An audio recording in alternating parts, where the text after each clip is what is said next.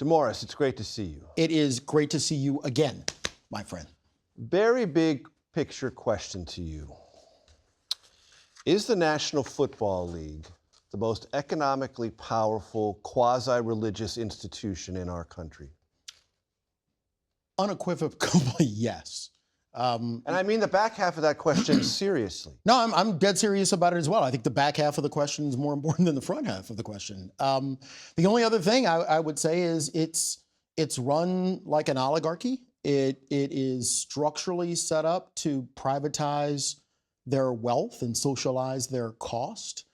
But the fact that it serves or for good, and I think mostly for bad, has become this cultural, quasi-religious, political, socio-economic thing it's staggering when you really wrap your hand around it. All the things the NFL touches and all the ways in which it influences our commercial lives, our cultural lives, our understanding of self.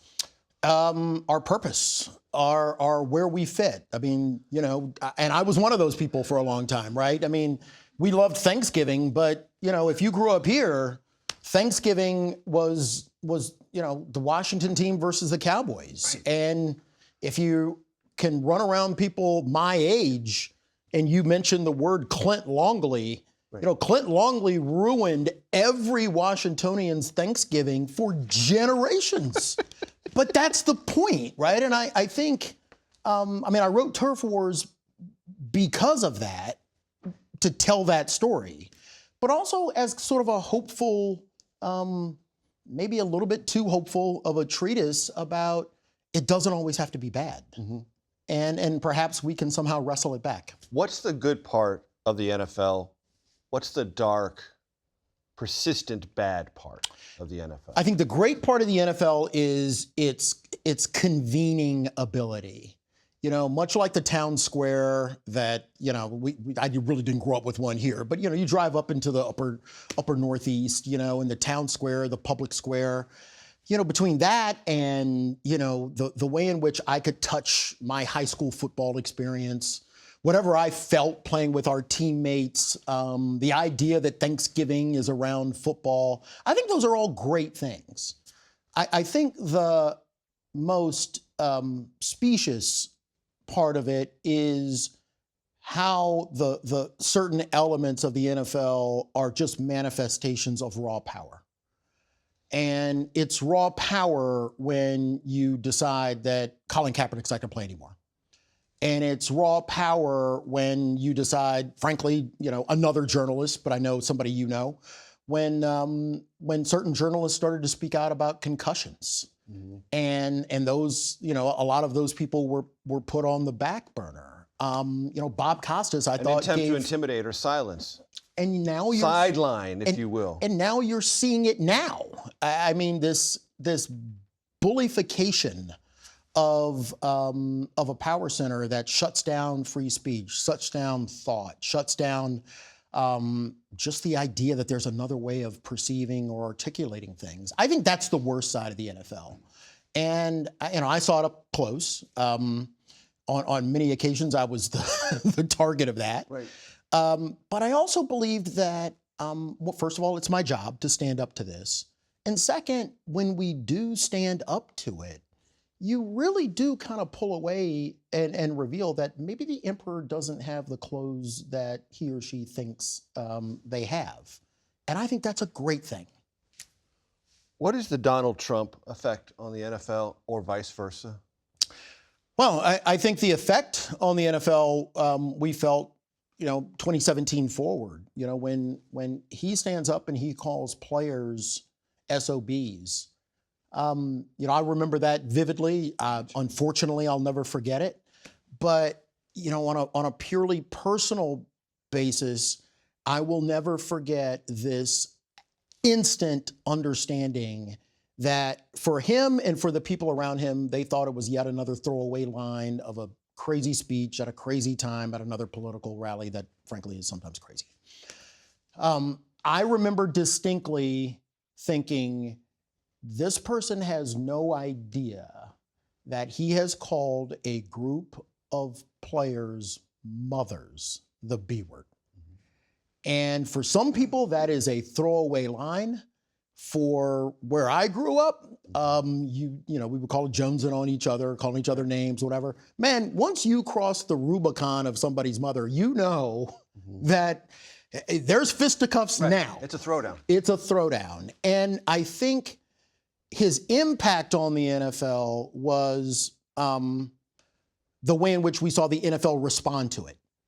And literally, I don't know of another time in the NFL's history where there was such a unified belief of defiance Among the players. right. than that. Right. And for a union guy who's always looking for something to bring the players together. Right, to lock arms. I mean, I wish, you know, there were dozens of times I wish they would do it on a picket line, but, you know, yeah, you can dream. Right. But to have a group of people across the league respond to that in a way that I thought was not only positive, I thought it was direct, I thought it was timely, but most importantly, I thought that the players were thoughtful.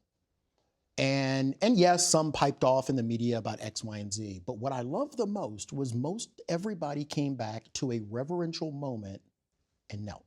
Right. Let's unpack that for a moment, because you write about it extensively in the book. So Colin Kaepernick is the first person to do this. Yeah. It is to protest what he regards as a pattern, if not a system, of police brutality in our country. And then after police brutality occurs, a slap on the wrist or administrative interventions that simply do not render justice. Right. He begins to kneel. Other players begin to kneel.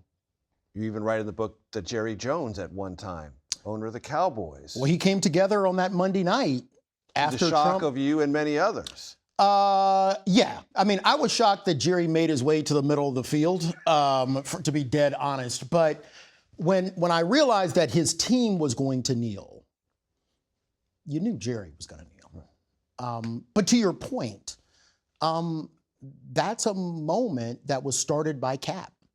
And again, a thoughtful moment of this is what I see going on in the country, and this is how I'm going to react to it. But the trump of it is you're disrespecting the flag, you're disrespecting the country, you're disrespecting veterans, et cetera, a highly simplified orientation to what this was about that begins to shock and unnerve the corporate office. 100%. And look, it was a clever but routine way of turning what has always been thoughtful protest against power into a clever narrative that is designed to cause affront to people. I mean, look, you look at the organizations of people who picketed police brutality. Let's go backwards to people fighting for fair rights in the South, fighting for voting rights.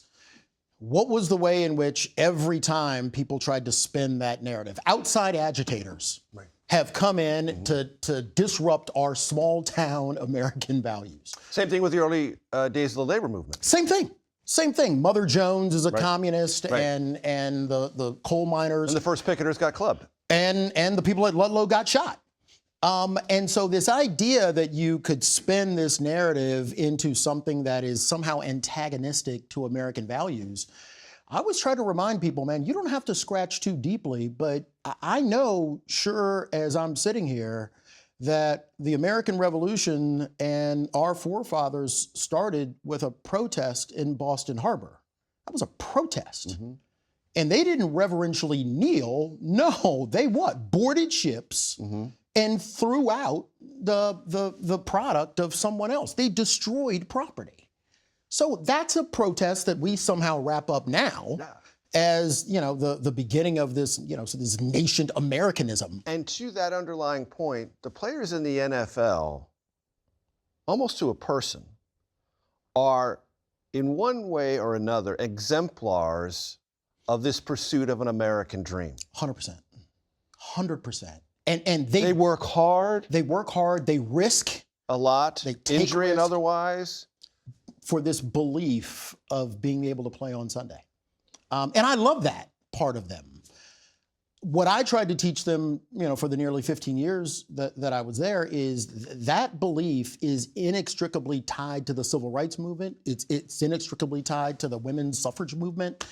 I got to march with the United Farm Workers. I mean, all of this is connected, and it's connected because you actually believe that, yes, you can aspire to something great, but also you have to realize that no one is just going to give you freedom. Nobody's going to give you a fair wage. Nobody's going to give you a pension. Nobody's going to give you a fair work week. And certainly no one is going to give you a safe workplace. All of those things are things people fought for.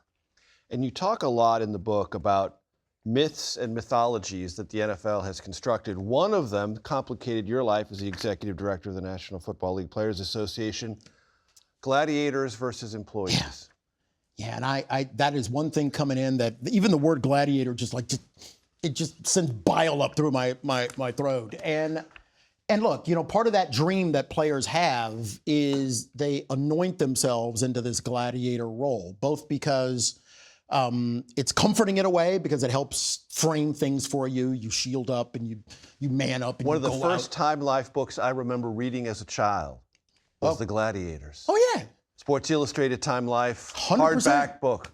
And there's this certain mythology about it, and it sounds great, except when you are confronted with the reality that the gladiators on the ground were treated as subhuman for the entertainment of the people in the stands.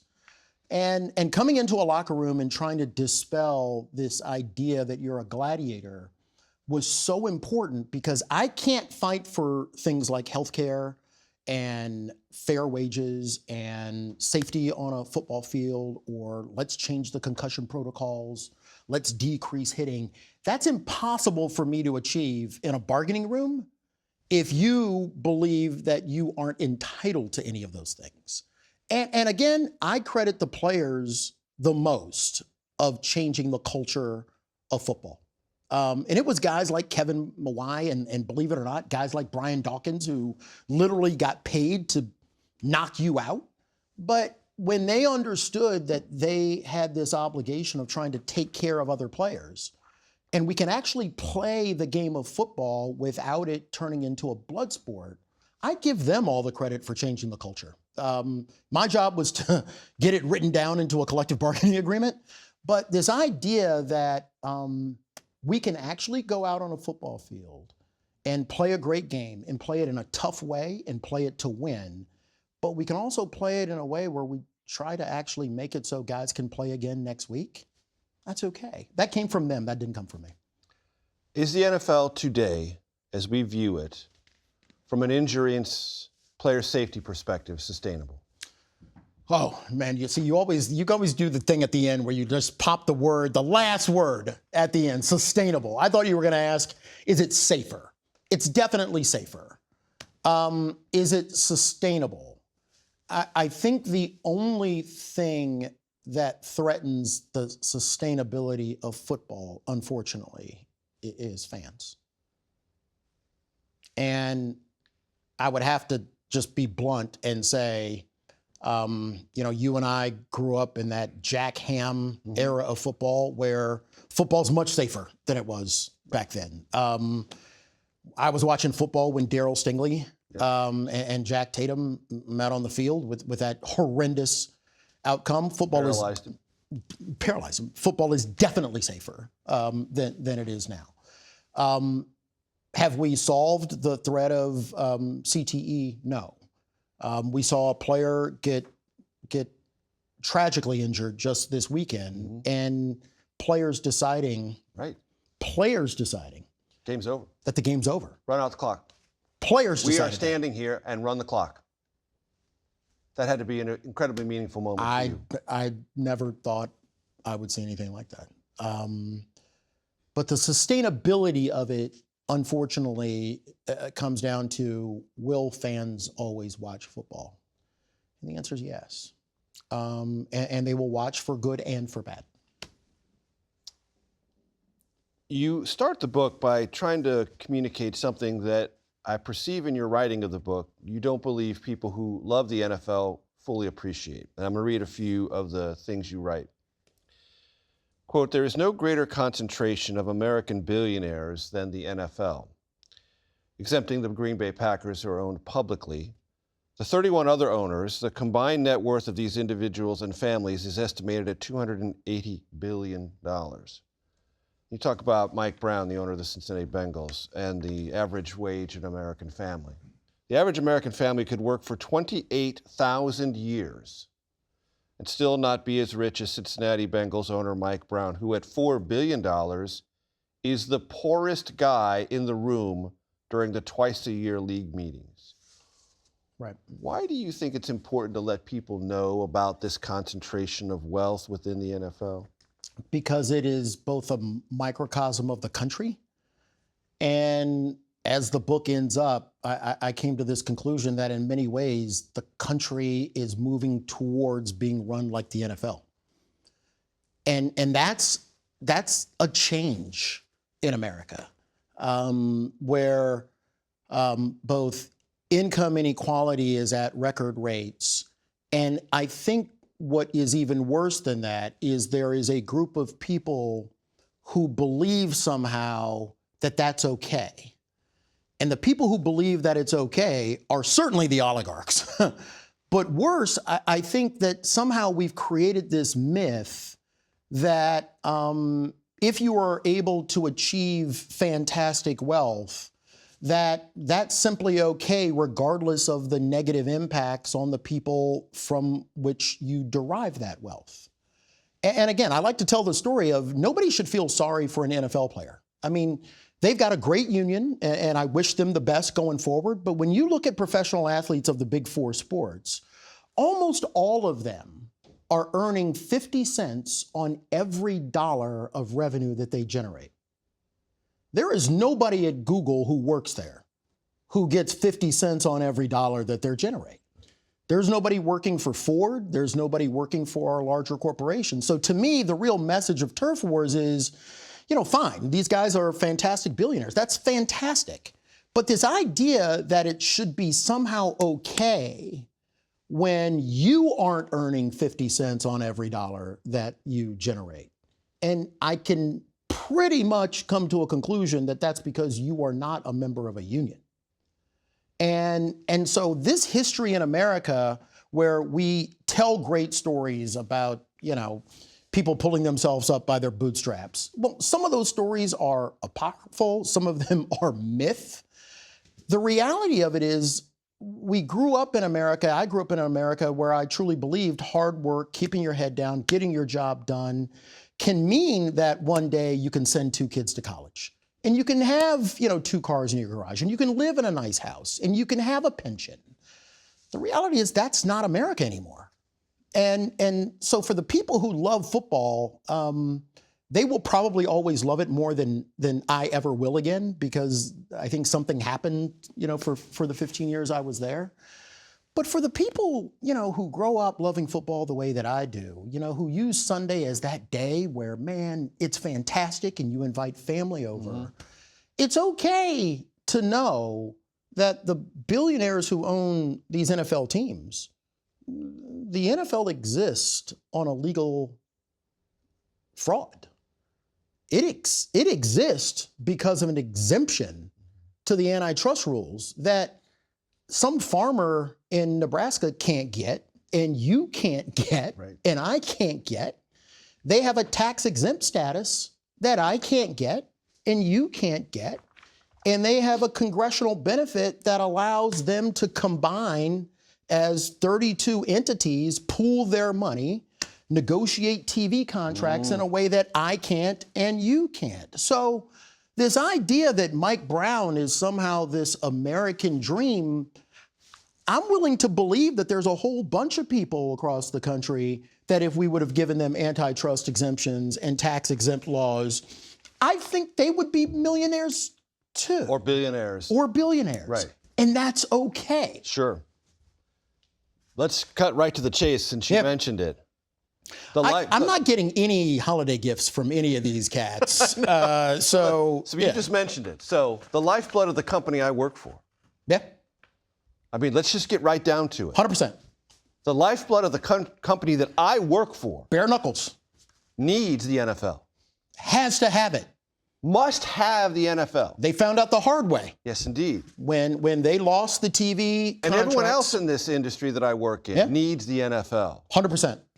And you write in the book, in more than one instance, about how that becomes so close and so dependent, codependent, Yeah. that blinders get in the way. It's like a drug. I mean, if you're entirely codependent on needing the NFL, Needing those eyeballs, needing that revenue stream. and probably, you know, again, brass tacks, nobody understands that better than CBS, Right. right? I mean, had the number one show, had the number one network, Fox comes along, Fox decides to wildly outbid virtually everybody. Right. And there were some probably at CBS who thought we're going to be okay. We've got the number one show in America, 60 Minutes, and we're going to be fine. Not fine. No. And then that you wrestle back that necessity of having television. You know, I sort of start off the book with this line: if you're a $25 billion a year industry, you're completely unregulated. I don't care what happens, other than maybe a worldwide pandemic. You add $1.5 billion to revenue every year, and you know that there's never going to be anybody looking over your shoulder. What would you do? What could you do? Right. And we're finding that out. And so, look, I grew up on 60 Minutes. I did. I mean, I grew up on those shows. And so when you get to a point where you now wonder... That's where this power question becomes pronounced and dangerous. Yeah, and overarching. Well, because it's all controlling, right? You write in the book, the NFL isn't a distraction from the country's problems. It is a mirror image of them. 100%. I think that the league, again, kind of pushes this mythology that, and I heard it from them during Anthem and Kaepernick and others, that, we just have to end this because Americans need football. I mean, they need it to come back. I think I famously, unfortunately, made some poor announcer's life miserable by when I was having a conversation with him about COVID. When he said, man, America needs football, D. Football needs to come back. And I said, I think America needs PPE and a vaccine. So, I mean, maybe I didn't do too well in school, but, you know, I'm just seeing it just call it the way I saw it. But, you know, I think what they push is this idea that as a convening power, we're just there to distract people. The reality is... The point being, you're not to be the one in the huddle breathing on the other player right next to you. Right now, we have a contact sport in a contact pandemic. I don't think we need football. I'm like, without those protections. Just pump the brakes, you know? But I think this idea that somehow sports is just there to distract us, that's not the way that I grew up with sport. You know, I was on a radio show earlier and I told a story about, and again, I was the worst high school football player on the planet. My high school coach will tell you I was a terrible football player. I didn't like getting hit. I didn't like playing outside. Severe complication if you're playing tackle. I didn't like getting dirty. Hey, Another complication. Like, yeah, you know, like, can't we just wear the uniform and take some photos and call it a day? But again, like for football, I grew up here. And one of the teams in our conference was the Quantico Marine Base. And we would play them twice a year, and almost every year they would beat us within an inch of our lives. But like football for me was, I remember driving into that Marine Corps, you know, campus and playing a game where people are wearing fatigues and rooting their kids on in a game that it's just a high school football game. Right. And these people are living these other great lives that matter. We need them to protect us. Football was never just a distraction. And I think what the league tries to do is to make America so synonymous with make football so synonymous with America and vice versa, that you just treat it as something that is fungible, discardable. The players are fungible and discardable. And yeah, if somebody gets hurt, we'll give, you know, a tepid applause. But, you know, when that guy leaves, we're not thinking about him. having a concussion. We're not thinking about whether he developed CTE. We don't know what's happening at his house. So I think that this idea that they can separate the humanity from football is what they believe sells. And I actually believe it's the opposite.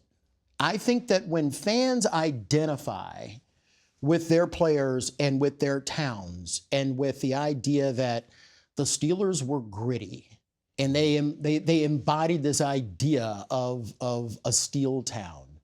And guys like Franco Harris were important to me because I think that he was an authentic person. Mm-hmm. He refused to be packaged. I think that's what the NFL sells. I think that's what's so dangerous about it.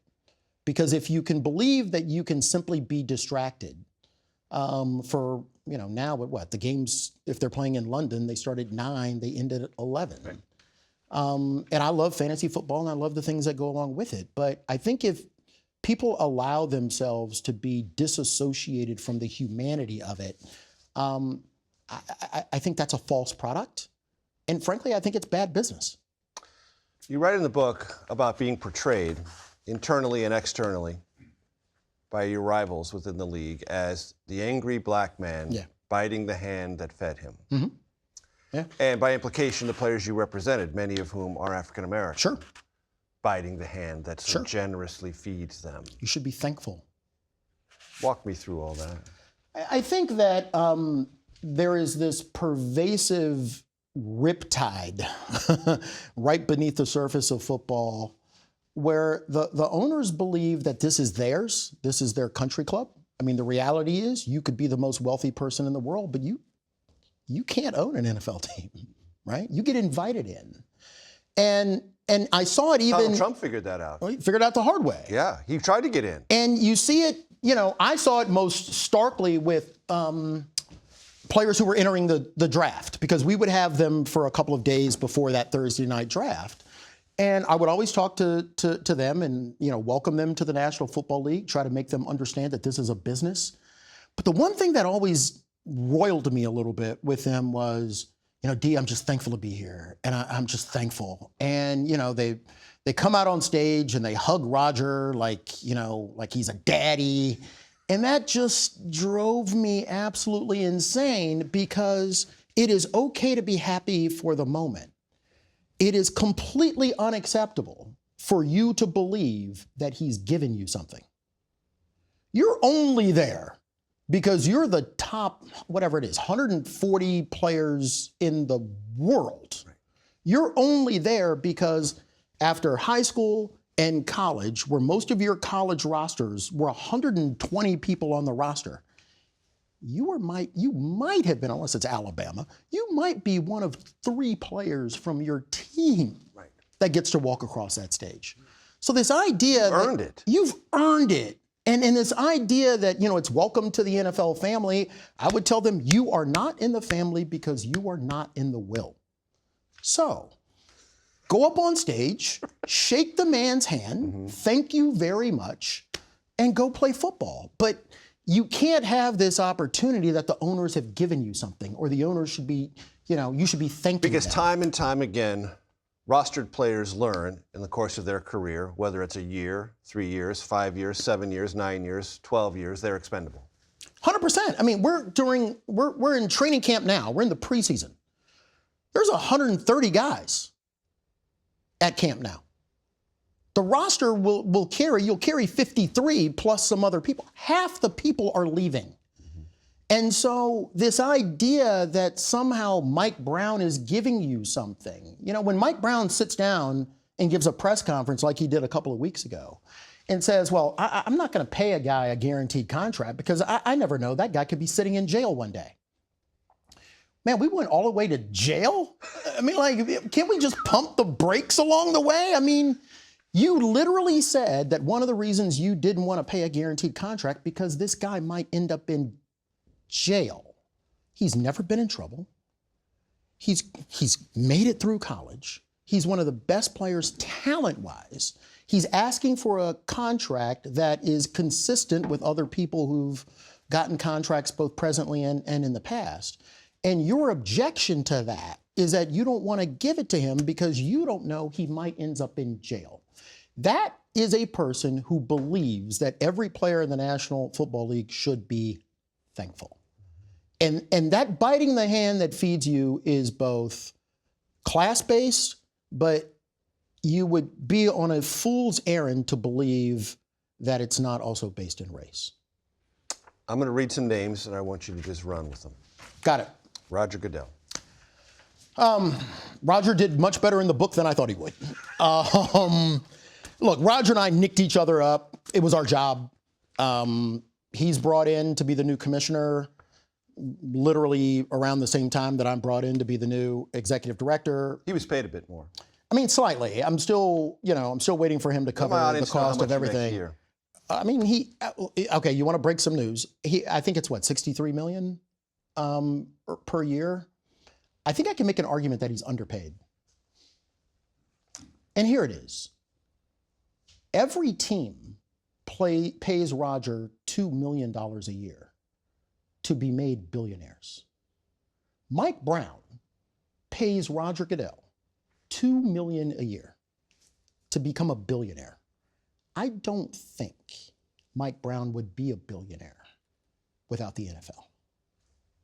So for a $2 million investment to protect you from the antitrust laws and to give you tax-free status, and you've got a world where there's no attorney general looking over your shoulder, you don't have to comply with anti-discrimination laws in your own state. Police come out and protect your stadiums, and they get paid overtime, and we pass the cost on to taxpayers. $2 million? Pretty good.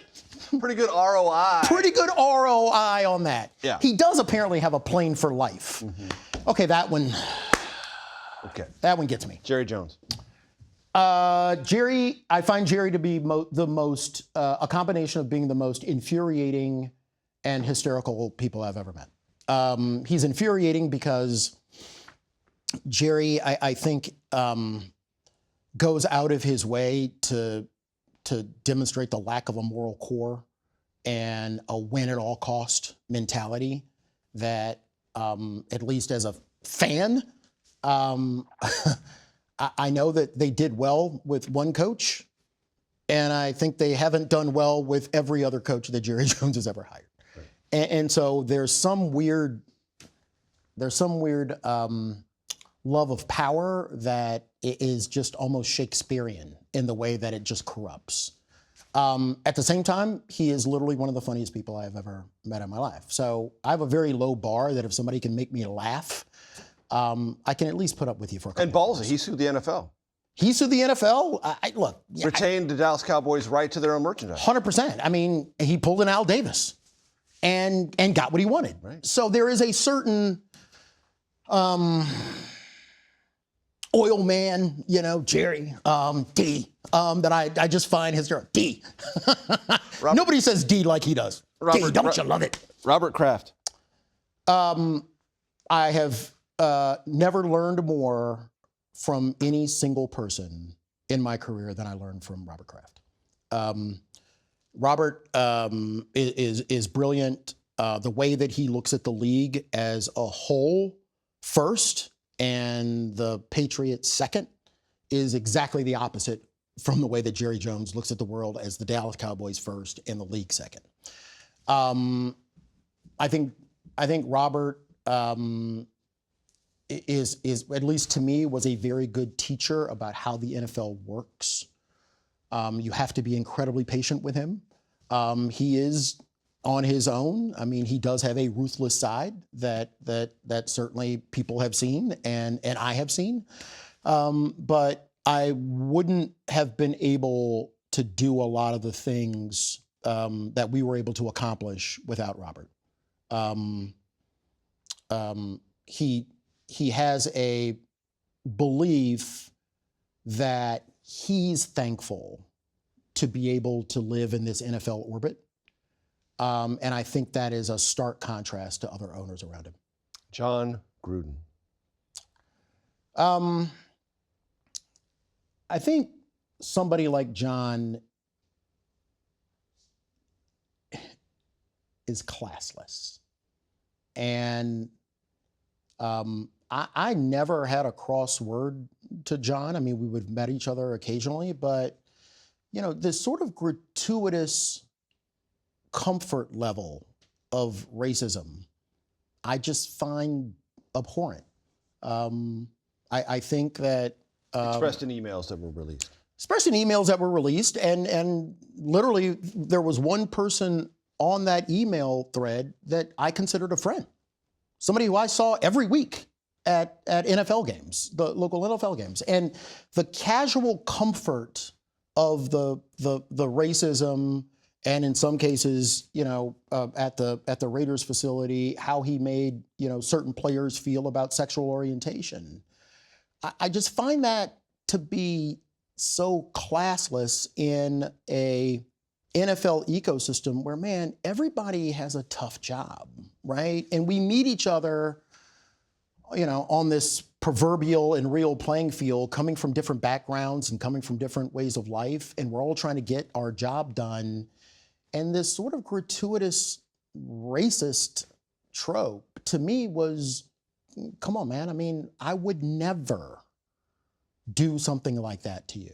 I would just never do it. And I found the whole, I talk about the voicemail that he left me.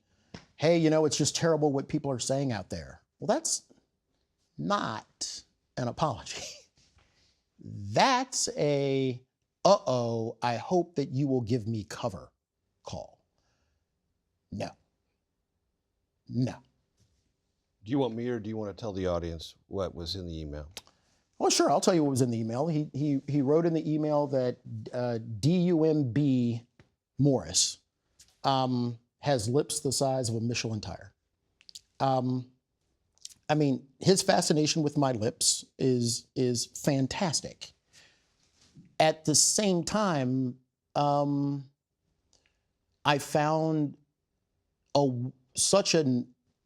again, I keep coming back to the word casual, this casual willingness to reduce someone to something that is much less their essence,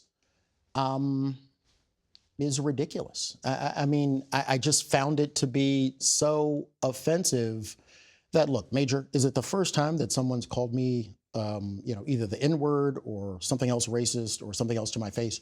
No, it's not.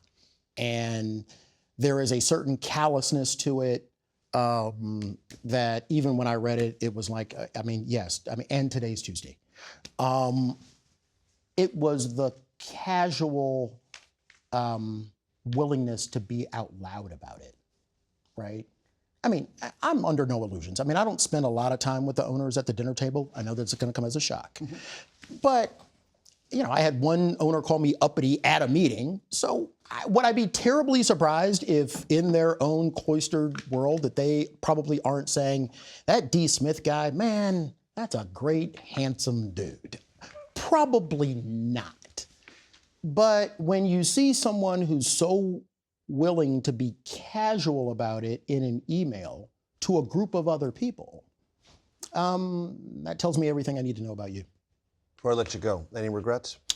Always. I think we're supposed to live our lives with regret, right? Because that means that sometimes you decide to charge up a hill or charge down a hill. Might not have been the smartest thing. There's tons of things that I replay that sometimes I wish I would have done differently. I started off in 2009, believe it or not, with team meetings with players. They would go an hour and 15 minutes, an hour and a half. By the time I got to the end of my time, team meetings were lucky if they were 30 minutes. And a lot of that has to do with the changing attention span. There is a part of me that wishes I would have just doubled down and said, no, we're having an hour meeting, because you can't fit the idea of how what we are doing is so inextricably tied to the civil rights movement in 30 minutes. You can't talk about sort of the history of the NFL players from John Mackey to Reggie White in 30 minutes. The NFL spent $4 billion in free agency this year. $4 billion just in free agency. If players do not know who John Mackey was, if they don't understand who Freeman McNeil was, or if they don't understand Reggie White leading up that first class action on behalf of players that started in litigation and ended with the first major CBA and free agency. Collective bargaining agreement. Collective bargaining agreement. You can't understand or appreciate that. And one of my biggest regrets was you were constantly juggling this idea of being both, a servant leader and being responsive to your players and understanding how much they can absorb and how much they can't. And that's my biggest regret. I wish that kind of after 2015, 2016, 2017, that I would have said, hey man, I know that you guys have places to go, but we're going to use up the whole hour, right? And sure, players would have walked out, as some did, but that's also okay. In the hierarchy of regrets, that's pretty far down. That's pretty good. Yeah, I mean, there's others. I mean, I wish I was 6'2", right. but there's some things you good. can't control. The book is Turf Wars. The simple description of that book is, DeMaurice Smith is settling scores. That's not what the book's about. No. It's about a lot more than that. I appreciate the time, brother. Always, brother. Thank you very much. Thank you.